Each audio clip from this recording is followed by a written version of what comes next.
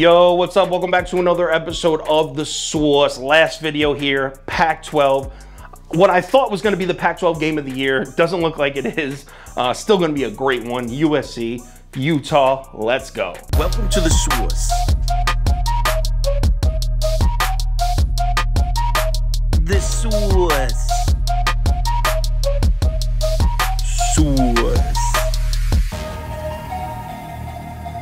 Hey, get the Source. All right, Trojans on the road at Utah here. Line opened up Utah -3, and we got a little bit of a pros versus Joes game early here. Public is on USC. Sharp money all over Utah as of Monday morning. Not much changes here. Still the sharp money leaning towards Utah. We're now looking at Utah -3.5. This is as of Friday night when I'm recording this. So let's cap this game. If you subscribe to this channel, you already know the first step. We're running the numbers through the spreadsheet. According to the model, the line for this game should be Utah plus 5.56 or something like that. So we got basically a 9-point lean on USC here. So obviously when you handicap a USC game this year, you have to start with the Trojan offense because it's completely loaded head to toe. This USC offense is just a completely different animal, averaging 40 points a game. They're 6-0. 5 of their 6 wins have come by double digits. They only have 1 turnover on the entire season. I mean, we can go through 1,000 different numbers that show us that USC's offense is elite, but there's no reason to. We all know this. I mean, they're sitting at 5th in OFEI. That's all we need to know. This is a top 5, possibly a top 3 offense. So how does the Utah defense match up against this electric USC offense?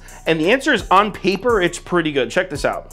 So Utah ranked 19th, allowing just 315.8 yards per game. That's solid. 29th in points allowed, allowing just 19 points a game. Also solid. But let's take a little bit of a deeper look at Utah's schedule. I mean, this team really beat up on some bad teams. San Diego State, Arizona State, who else was it?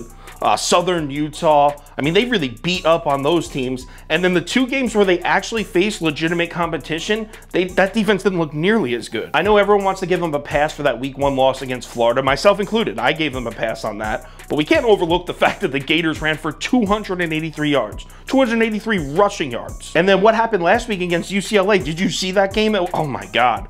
UCLA dropped 42 points, averaging 8.2 yards per play. The Bruins did whatever they wanted. DTR was great in that game. Charbonnet was also a monster truck running the ball. I think he had 198 yards rushing or something like that. I mean, the UCLA offense made Utah's defense look like an FCS school. So let me get this straight. The 2 biggest games of the year for Utah, Florida and UCLA. In those games, Utah allowed an average of over 240 rushing yards per game.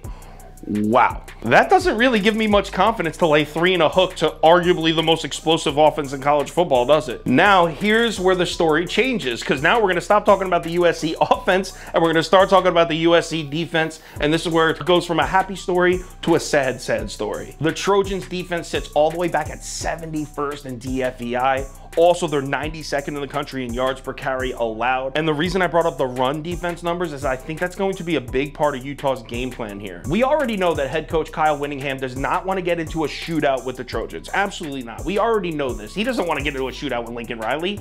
So how do you prevent that from happening? Run the football, control the clock, keep Caleb Williams off the field. And even though Utah's rushing offense is just okay, I think they're 30th in rushing efficiency, 30th, 31st, somewhere in there.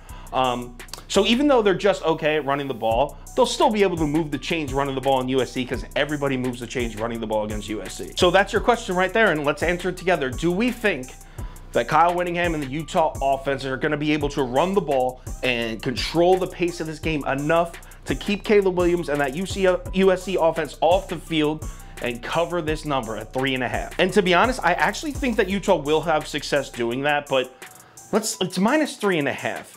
And I mean, it's only a matter of time before Caleb Williams makes a couple big plays, USC puts some points up quick, and then there's a lot of pressure sitting on the shoulders of Cam Rising in that offense. Which is why at 3.5, there's no way I can lay the points. I'm on the Trojans here. Let's go USC. Give me SoCal plus 3.5. Lock it in. If anything changes with this bet, I'll let you know on Twitter, so give me a follow there if you're interested. Also, if you want the full Saturday ticket, bet of the day, top 7 bets, underdogs of the day, parlays of the day, that kind of stuff, head over to KyleKirms.com or download the Sauce Network app. College football week 7 Saturday is here. Let's load up. Let's bring in some units. It's been a very good college football year for us. Let's keep it rolling. I'll talk to you on Twitter.